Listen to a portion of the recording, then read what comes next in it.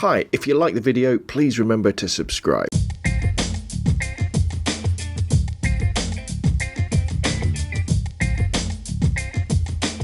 Hi, I'm Rob from roblandphoto.com, and in today's video, it's going to be quite a long one, so hang on in there. We're going to be reviewing the Zoom H1 Handy Recorder, which really is, it's an outstanding gadget. I bought this one a couple of months ago to help me improve the audio on my YouTube videos and on my podcast, because after doing loads and loads of research looking at things like shotgun mics, things like the Rode VideoMic Pro, cheap shotgun mics, lav mics, all sorts of different options, you know, the biggest audio difference I could hear in terms of quality was when people were recording with an external recorder, something like the Zoom H1, and with a lav mic, and that's what you're sort of hearing now at the beginning of this introduction to the review of the H1. So basically what I'm doing is the Zoom H1 is acting like a recorder, and obviously the lav mic is here, so picking up my voice, because the thing is, when you want to improve the quality of your videos, you're much better off having a cheap microphone very close to the audio source than a more expensive microphone a long way away. And for example, in this particular video, I'm shooting it on my 600D T3i dSLR.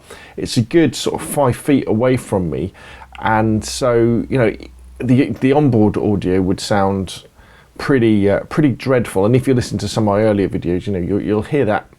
But even if I had a shotgun mic on the top, a directional shotgun mic, you'd probably find that would be picking up a lot of echoes and things around the room. Where with the lav mic, okay, this isn't the best lav mic in the world, it's the AT3350, but you know, it sounds a lot better. You know, I think it's good enough for from video work. And you know, once you've come to this decision, you know, the fact that this is what you've got to do, you know, you've got to have something like a lav mic with something like the Zoom H1. You've just got to go for it. You can have a solution for about £100, I think about $130 in the US, and you've got to kind of accept that you're going to have to do some post-processing on the audio, and then you're going to have to sync it all back together in some software like Windows Movie Maker or Premiere Pro. But it is easy, it is simple to do, and I'll put some links in the video a little bit later on in the conclusion, because I've done some YouTube videos about just how to do that. Now, the Zoom H1 though is a much more versatile beast than just a audio recorder. It's got its own internal mics, 2 twin stereo mics on the top of it as well. So although you could just use it like this as say almost like a wireless mic system, to be honest, with something like the AT3350, there's lots of other things you can do as well. And what I'm going to be doing in this video, this review, is showing you sort of several different ways that you could use the Zoom H1 in different situations. You may well find they work better for you. I am going to say that I'm really impressed with the Zoom H1. It's now part of my video and my podcast workflow, and I've got to be honest, at first I was a little bit disappointed with the hiss that you get from it. But I've since learned that almost every single audio recording device you get, even really high quality ones, will have a certain amount of hiss inherent in them. Sometimes it's referred to as the noise floor, and you've just got to get rid of that in post-processing. And sure, I guess I was comparing it with my old USB mic that I used to record my podcast with, because that hasn't got any hiss at all. It's amazing. But the way that they do that is they have the gain turned all the way down, and they probably take the hiss out electronically, but what that means is your voice is very metallic and there's no tone to it at all. Now I know there's not loads of brilliant tone recording through the 3350, but it's a lot better than my USB headset mic, and it's loads better than the internal mics on my 600D. So I would say, you know, something like, you know, the Zoom H1 paired up with the 3350 is great for this sort of situation. And you'll see when we record, when I show you the different sort of ways that you could use the Zoom H1, you will find that it's pretty good. So you know, so what is the Zoom H1? Well, it's a standalone video or quality audio recorder that you can use to capture great quality stereo sound for your YouTube vids, podcasts, music shows, meetings, plays, concerts, etc., all in this really small lightweight package. Not only this, but you can also use it as a USB mic. And also, when you go on Amazon.co.uk or Amazon.com or wherever you choose to buy it from, you can also buy it with a little accessory bundle as well. But I'll show you a little bit more about that as well, or buy it as a separate package. Okay, so let's take a little bit of a closer look at the Zoom H1 and look at some of its features and the different things that it has on it. As you can see, the Zoom H1 is really small, lightweight and very, very compact. It runs off one AA battery, which is behind this compartment. I won't take it apart because I'm recording this right at the moment. And that AA battery should last for about 10 hours of recording if you use quality alkalines. That's the line in for an external mic should you wish to use it, as you can see.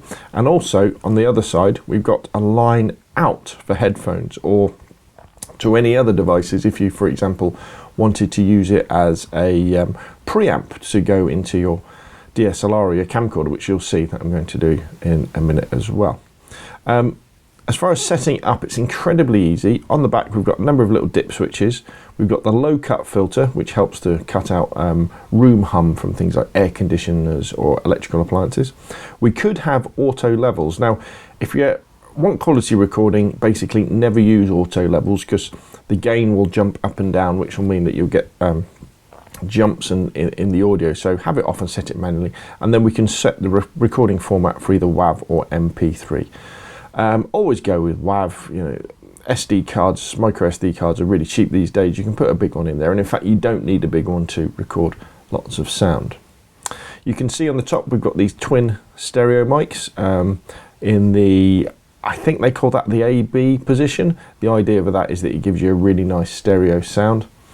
And then we've got variable levels as well, so we can adjust the levels simply by using these buttons here.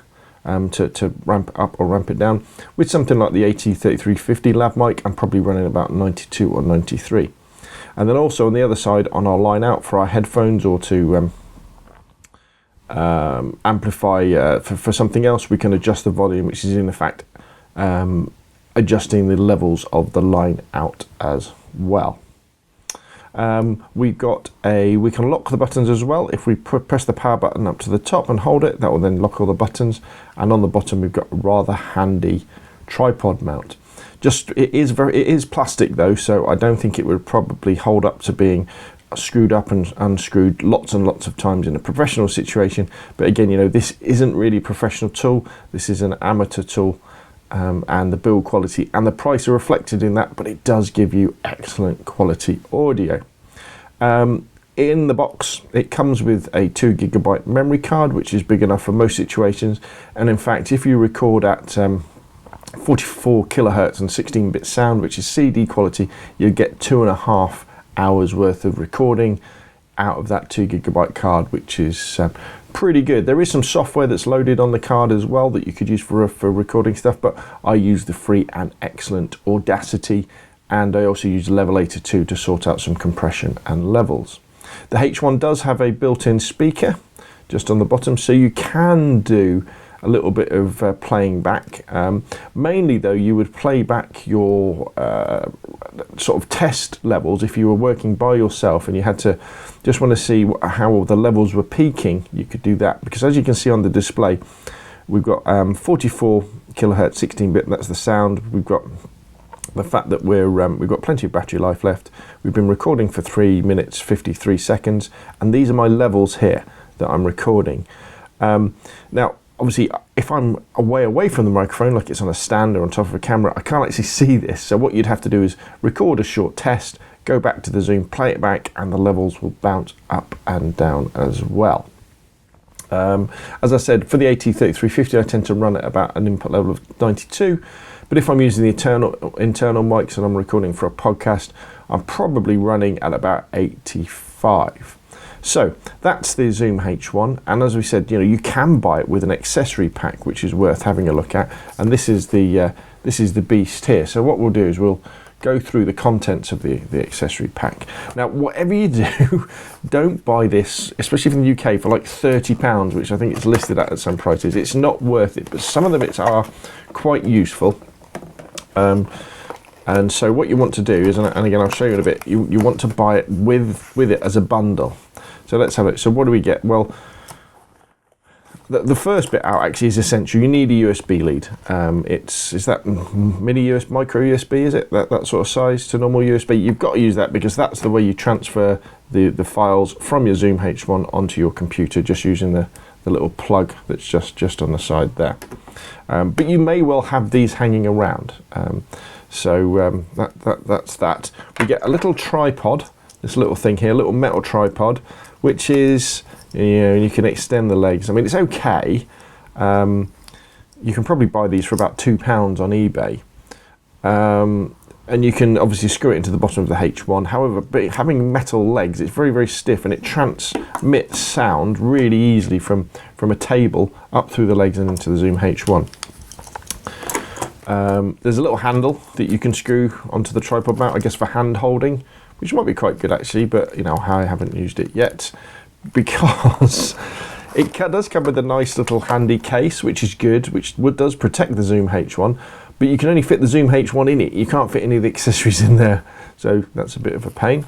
But it's okay to have, and the whole point of having something like the Zoom H1 is the fact that you can use it, you can throw it in your camera bag and take it out and do recordings. Now this is useful. This is a simple windsock that goes on the end of the Zoom H1 like so. I've got to try and do this without turning my recording off, and that will help to reduce wind noise and plosives, when you kind of do puzz and f's and things like that. However, the foam type isn't the most effective type. The most effective type are those kind of furry ones that look like a long-haired hamster or something like that. Now I haven't got one of those to test, but I've just got that one. And then the final thing you get in the pack is a little AC adapter, so you could run the Zoom H1 off the mains. As you can see, I haven't even bothered getting that out of the box yet, because the whole point, I think, of having the Zoom H1 is the fact that it is a handy recorder, it is highly portable, and you don't need to have it plugged in the mains. However, I could see that there could be situations, say you were doing a very long interview, maybe you were worried about running out of battery, where the addition of a mains adapter could be very useful indeed. So as we said about price, there's also some things missing from the accessory pack, which I think are very, very, very important. The first one is this little device here, which is a adapter. This is a hot shoe to tripod adapter, because if you want to mount your Zoom H1 on top of your camera, a bit like a shotgun mic, there's how do you do it? But what you do is you slide this bit here into the hot shoe of the camera, and then that screws into the top. Again, be very careful because this is only a plastic mount here, and we wouldn't want to break it. But that's pretty much an essential accessory. You can pick these up from eBay for a few quid. And then the other thing that is, I would say, they should have put in the accessory kit, but they didn't, is this little bit here. This is a 3.5mm male-to-male jack patch lead. And so what you can do with this is you can plug it into the headphone output of your Zoom H1, and then plug it into, say, your dSLR to do it that way, to record straight to your dSLR. And again, I'm going to do a demo vid about that just a little bit. So kind of the accessory pack, I got it with my Zoom H1 because on Amazon there's a seller who's kind of selling the Zoom H1 with the accessory pack, and you only pay £10 extra for the accessory pack, which I think is fair. And as I say, we'll have a look at amazon.co.uk and amazon.com to have a look at the prices. And I'm sure there's a similar deal that's going on amazon.com as well. Okay, so now we've had a closer look at the Zoom H1, and you're probably thinking, ooh, I'm quite fancy this. Let's have a look at the prices on amazon.com and amazon.co.uk to see how much you can pick them up for. So here we go. So this is amazon.com. Remember, these prices are correct as of the 30th of May 2014, and you can pick up a Zoom H1 handy recorder for the grand price of $99.99, including free shipping, which I think is a bit of a bargain. And then if we scroll down, if you fancy the accessory pack, then you can buy both for $124.98, which is pushing it a bit, but I guess it's probably a fair price. If we nip over to amazon.co.uk, you could buy the Zoom H1 for £69. However, I would say look for the Zoom H1 with accessory pack for £79, because I think a tenner for these bits is, I know it's probably a little bit too expensive, but it's worth doing. It's worth having. So yeah, Zoom H1 with free delivery, £79, and that's the package that I actually got. So now, I know you might be thinking about the other things that you could spend this money on. But trust me, if you invest in something like the Zoom H1, or invest in the Zoom H1 for your videos, it will probably be one of the most cost-effective purchases you'll make for doing things like this, or for recording video. And hopefully I've whetted your appetite on using the Zoom H1. So what I want to do next is look at several different ways of using the H1. There's a few different scenarios. Now, if you're watching this on YouTube or on an embedded player, you'll see links pop up around here on the screen that you can actually click on to jump backwards and forwards through the video, so that you can watch and listen to the Zoom H1 in different scenarios. Because the idea is, when we listen to something, we can filter out the noise that we hear. So it can be quite difficult to judge. But if you go back to a different situation, you'll hear the differences like that. So feel free to click on them and flick backwards and forwards, and you'll probably get a lot more out of the video. Now, if you're watching this video via a Chromecast or on your TV, or I think on a mobile device like a phone or a tablet, you won't see those links. But so all you'll have to do there is you'll just have to go through the whole video and watch them in order, or flick back and kind of guess where they are. In all these examples, the Zoom H1 is recording in WAV at 44 kilohertz at 16 bits, which is CD quality sound. The low pass filter is on. I've adjusted the levels manually, and automatic gain is off. However, obviously the problem of trying to judge the quality of an audio device by watching a video is that the compression that's been done by me making the video and on YouTube to stream it to you is that it's going to change it. So try to watch the video on YouTube, or wherever you're watching it, at the highest bit rate. Just go into the settings down below. Is it down there or down there? I can never remember. But what I've also done is I've recorded a test audio clip that you should be able to see in the kind of description box on YouTube, or underneath the video if you're watching this on robnunphoto.com. That's had no effects added to it. It'll just be a straight WAV file, so you can download it, listen to it with your cans on, and it will give you a better idea. If you're watching this somewhere else, click through to YouTube, or in fact, I would say go to YouTube, because it won't be live on robnunphoto.com for a few weeks yet. And you'll be able to download and listen to this kind of uncompressed WAV file. Okay, so let's get started. Okay, so the first thing is recording into the Zoom H1 using the AT3350 lav mic. And this is great for YouTube videos. Not so good for podcasts, because the AT3350 has a very low output, so you have to bump up the input levels on the H1 quite high, which means that you end up with quite a lot of background hiss. You can probably hear it now on the video if you listen close enough. But all through the introduction to this video, this is what you've been listening to.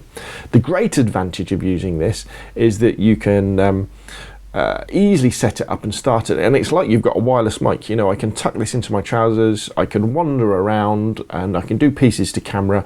The sound will be consistent no matter how far away I am from the camera, because the distance between the mic and my mouth is always the same, and it's an incredibly cheap way to do it. And remember, it's very, very easy to sync this up afterwards in Windows Movie Maker or Adobe Premiere Pro. Remember, this is a mono solution. We're not getting stereo out of this little mic.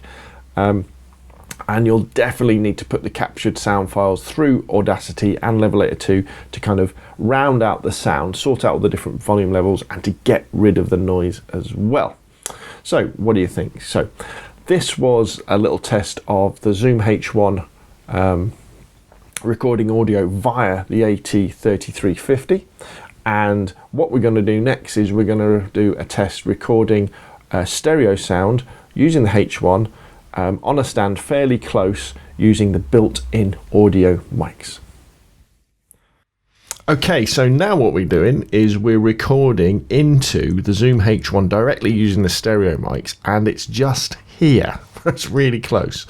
The idea being that if you wanted to record a podcast or, I don't know, a meeting, actually probably not great for a meeting actually, doing it something like that. But what we're doing is we're taking advantage of the beautiful stereo mics that come with the Zoom H1, because it really does record very, very nice noise indeed. However, what you do have to be very careful of is plosive. So if I go puh and fuzz towards the mic, you're probably picking that up.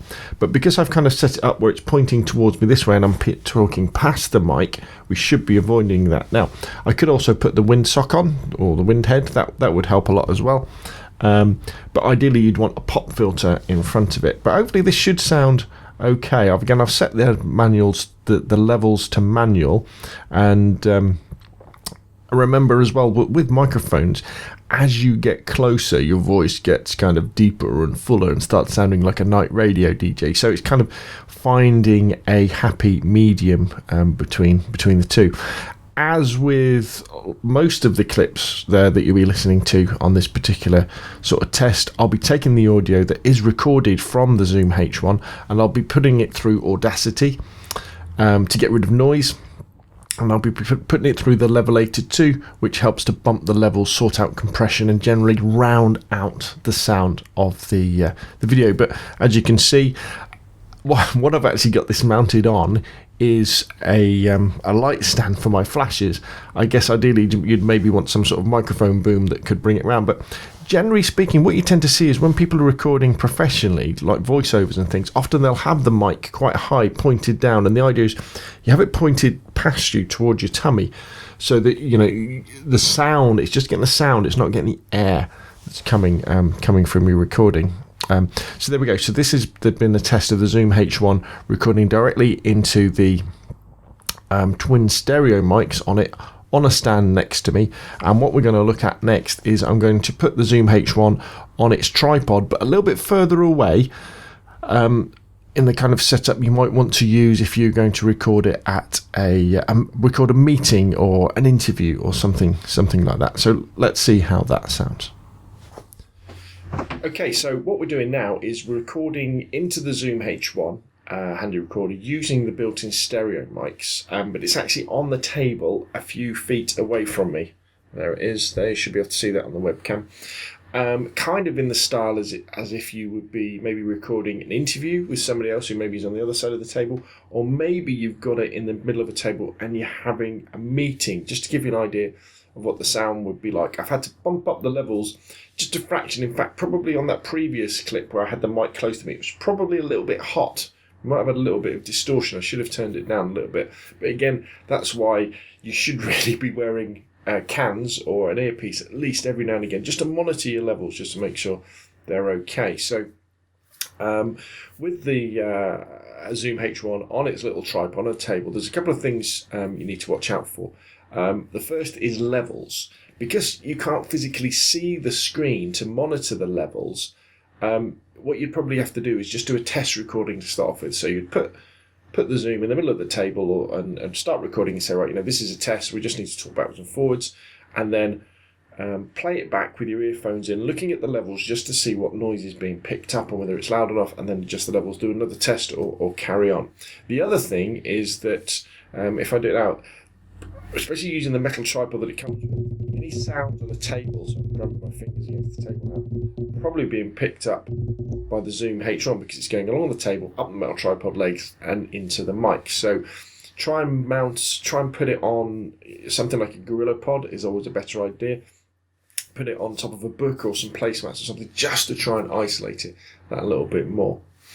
Okay, so this has been a test of the Zoom H1 a few feet away from me, as if, maybe recording a meeting, or more likely to be doing an interview where people are sitting across a table opposite each other.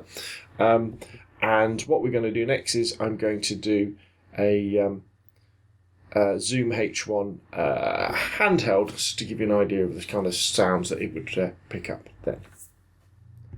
Okay, so what I'm showing you now is if you were to use the Zoom H1 handheld, The kind of sound you would get, I've popped on the kind of windshield thingy, even though we're inside, but kind of, I don't know, it looks a little bit better, doesn't it?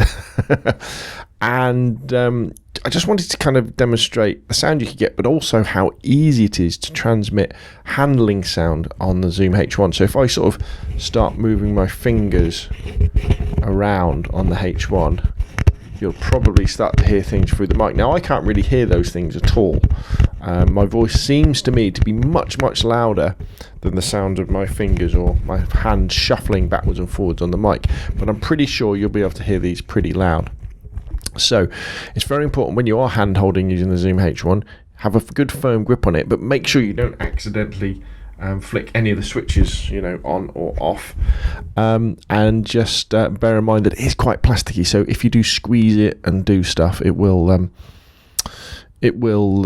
transmit those sounds to the built-in microphones. Again, check your levels, and if you're in a situation where it's a one-off, make sure you put an earpiece in so that you can hear these sounds that are being transmitted, especially if you're giving the mic to somebody else and they're talking like this and they don't know about the problems, because they could well be sort of fiddling with it and you're getting all sorts of sounds being transmitted through the case to the microphones. Okay, so this has been a test of the Zoom H1 Handy recorder doing a handheld recording into the built-in stereo mics. What we're going to do next is we're going to test the Zoom H1 as a USB mic and see what we get that way. Okay, so now we're testing the Zoom H1 as a USB mic, which I think is fantastic that you can do this. You should be able to see that sort of on the cutaway now. And I'm recording straight into Audacity as well, the free recording software.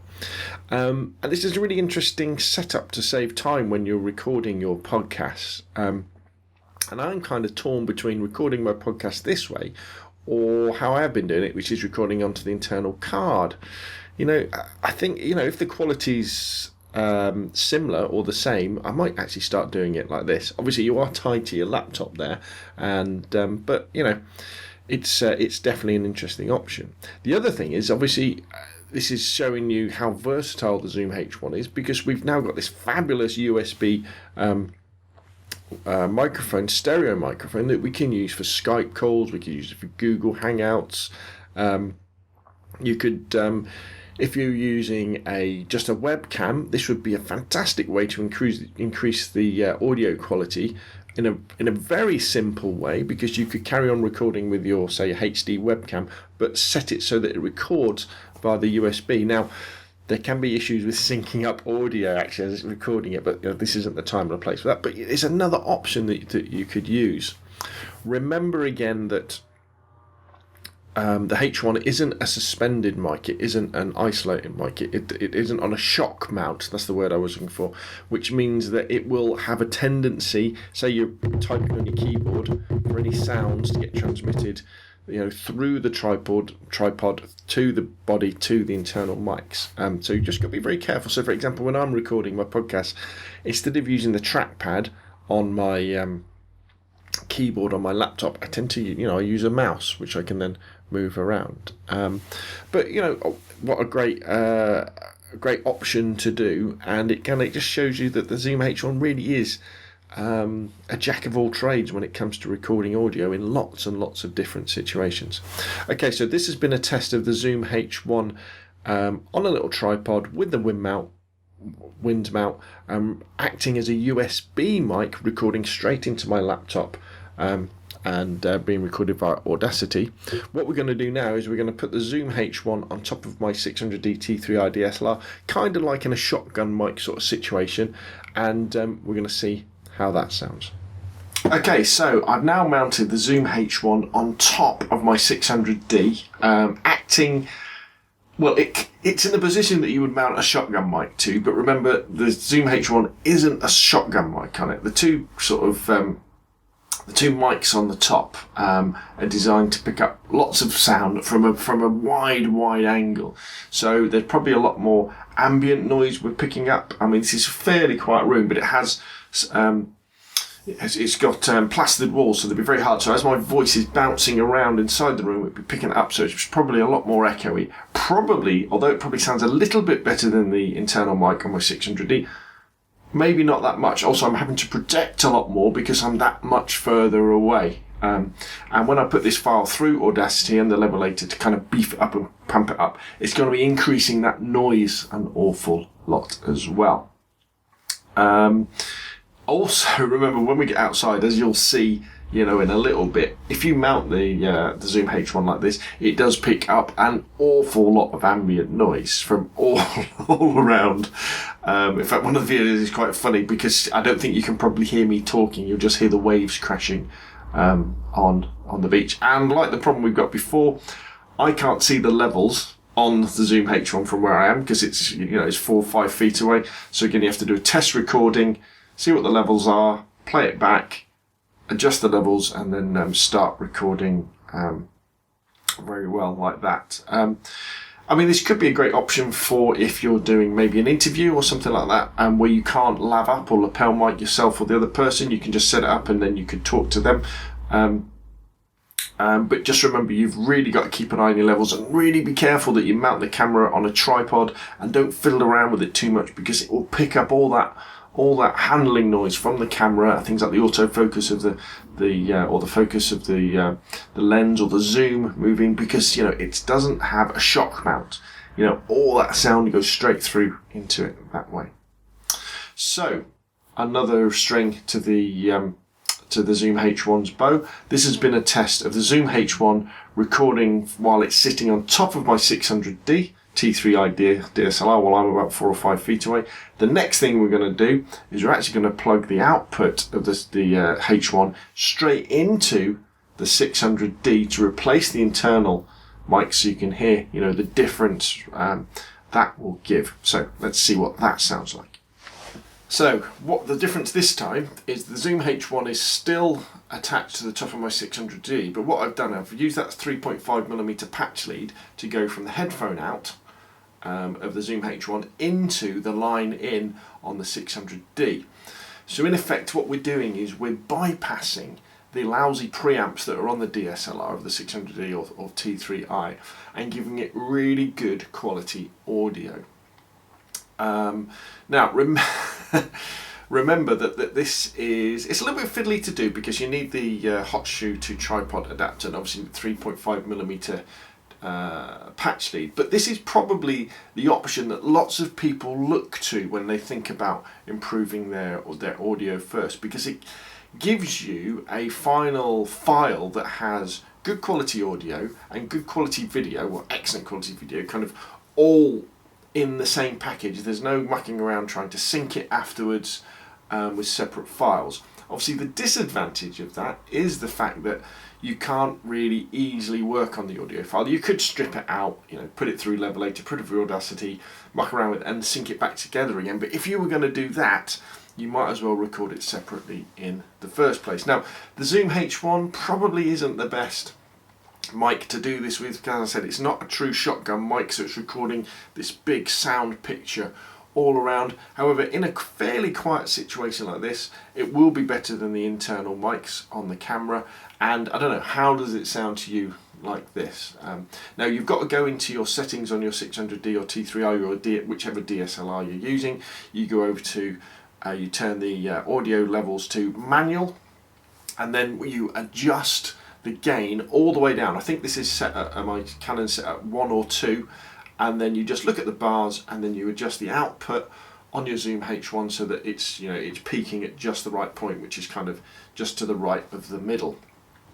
And that kind of works very well. And a big advantage as well is you can flip your screen around and you can watch the levels from where you're sitting, and you can see if it's peaking at the right sort of place, and then you can make sure you go over it and then adjust the levels that way. There is a bit of a caveat to this though. There's a couple of things. The first thing is, you know, we're not making the most of the Zoom H1 because it is so far away from us. You know, it's all the way over there, it's 5 feet away. You know, we know that if you want to have good sound, you need to get the microphone really, really close, but it is fairly convenient to do this. However, you have to be so careful when you're recording your sound this way, because we've introduced a couple of things that could definitely go wrong, and if they do go wrong, we won't have any audio quality at all. Remember, when we're recording audio separately into the Zoom H1 onto its SD card, micro SD card and your DSLR, like the 600D, is recording the sound with the video. We've got a backup sound, haven't we? We don't really have to worry about the video, because with the flip out screens of modern cameras, we can look at the video and I can see me. I know I'm recording, I can see the little red light. Okay, I can't really check focus from this far away, but I know I'm going to get some sort of video file out of it. Audio, I'm not monitoring at all, am I? I've got no headphones on. In fact, the 600D, I don't think it has a audio monitoring capability. You could monitor with the H1, but by recording them separately, I've got these two separate files. So if something was to go wrong with the Zoom H1 and it was to run out of battery, or I don't know, fail completely, or I've forgotten to press the record button, I'll still have the backup audio from the 600D, which isn't going to be great, but it's going to be something.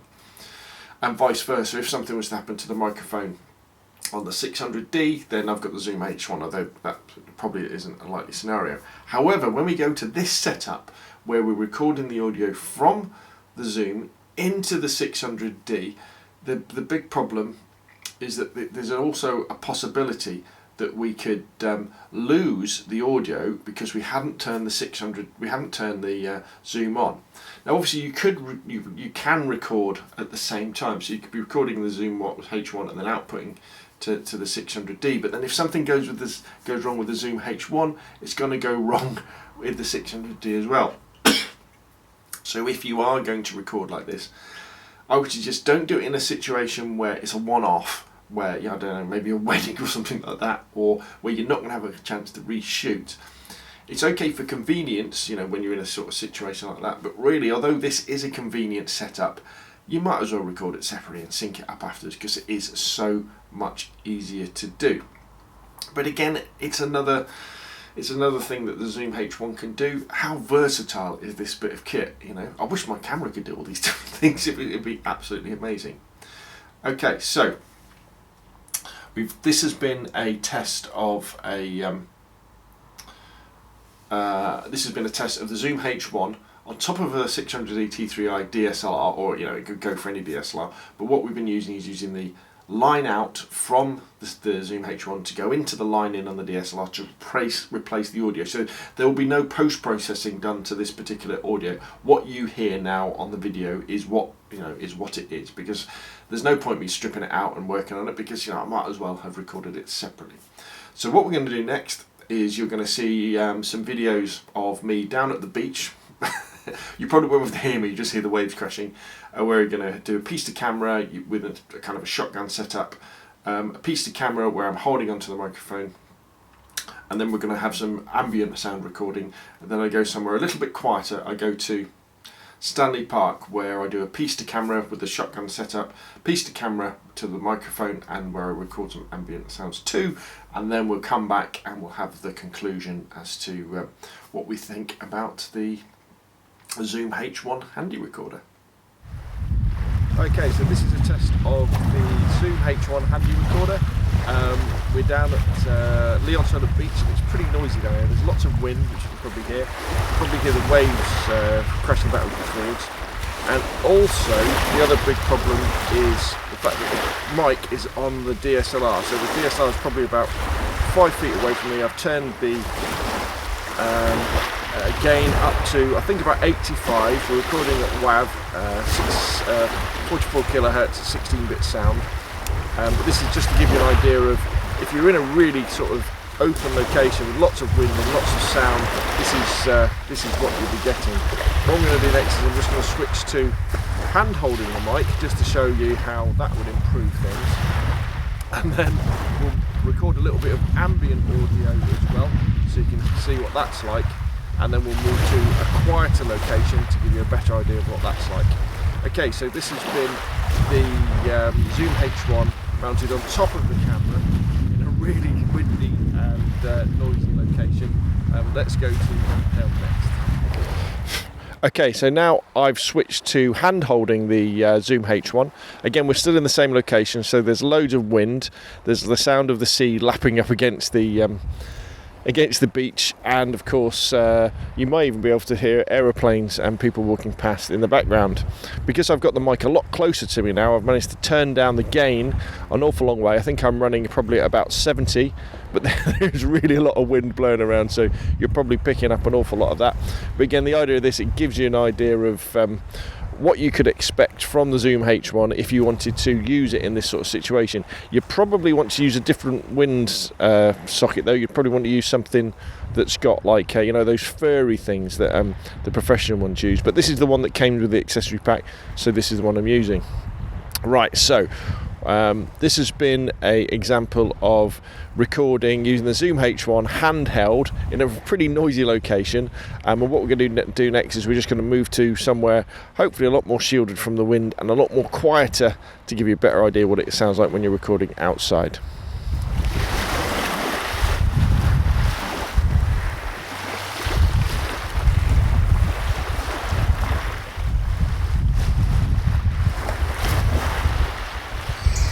Okay, so we've moved on to Stanley Park, where hopefully I thought it was going to be a bit quieter, but there's a cacophony of birds which you can probably hear in the background. Again, the Zoom H1 is on top of my 600D.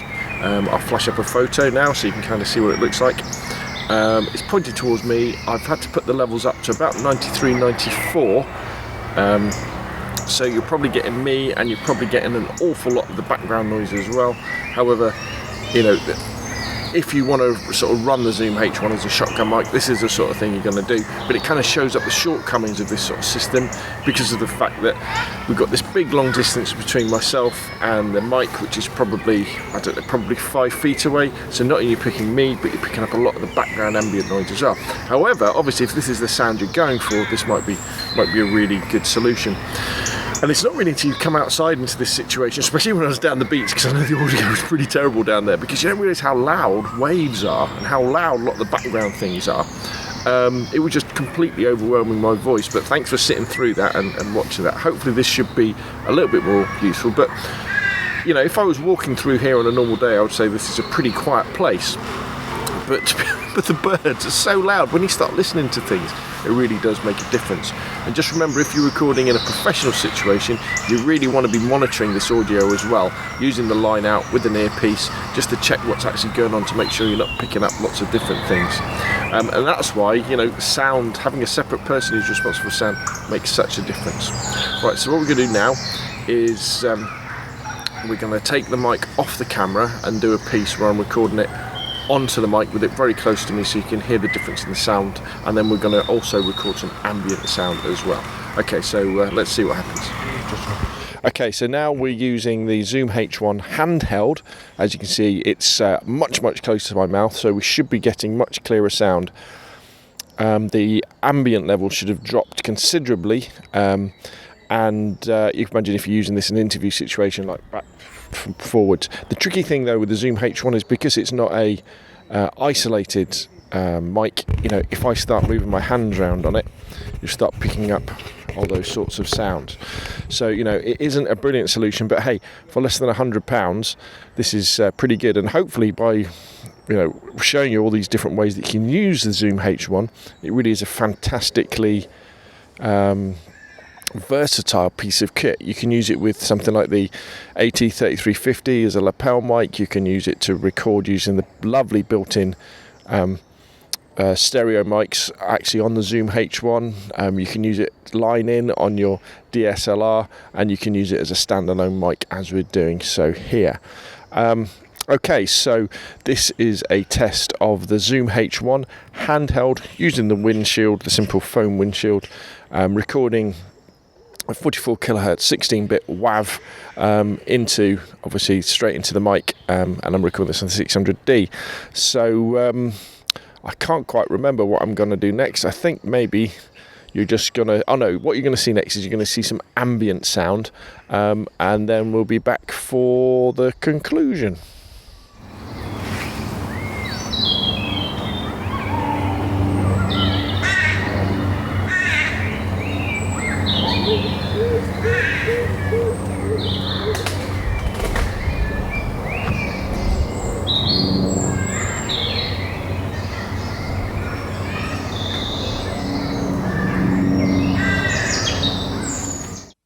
Okay, so in conclusion, hopefully I've shown how versatile the Zoom H1 is, and the audio performance you could get from it in various sort of different situations.